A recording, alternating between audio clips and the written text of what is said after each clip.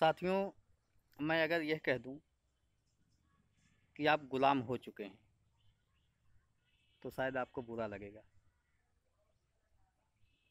क्योंकि आप अपने को अभी भी आज़ाद मानते हैं। लेकिन सच यह नहीं है, हम सभी गुलाम हैं। कैसे गुलाम हैं, इस बात को आप समझिएगा। दरअसल इंटरनेट के ज़माने में आपके हाथ से फ़ोन एक सेकंड के लिए नहीं छूटता है, लगातार बना रहता है। ऐसी स्थिति में सरकार ने इस विधा को, इस व्यवस्था को भारत में केवल 3 कंपनियों तक सीमित कर दिया है। कहने का आशय हुआ, यह 3 लोग चाह लें तो आप कुछ नहीं कर सकते हो, हाथ पांव नहीं हिला सकते हो, अपने लोगों से संपर्क नहीं कर सकते हो, अपनी बात कह नहीं सकते हो। और सरकार ने एक सुनियोजित तरीके से रणनीति के तहत ऐसा कर दिया कि आपको बुरा भी न लगे। उन्होंने 3 मालिकों के हाथों में पूरी की पूरी दूरसंचार व्यवस्था को सौंप दिया।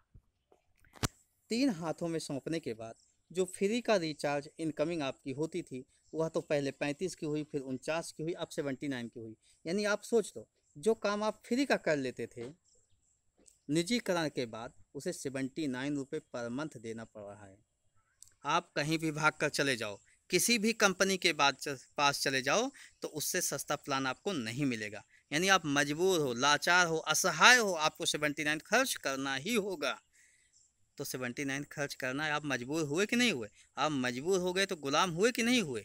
यह गुलामी ही तो है। वो जैसा चाहेंगे वैसा करेंगे। उन्होंने 49 को 79 कर दिया, आपकी मजबूरी है।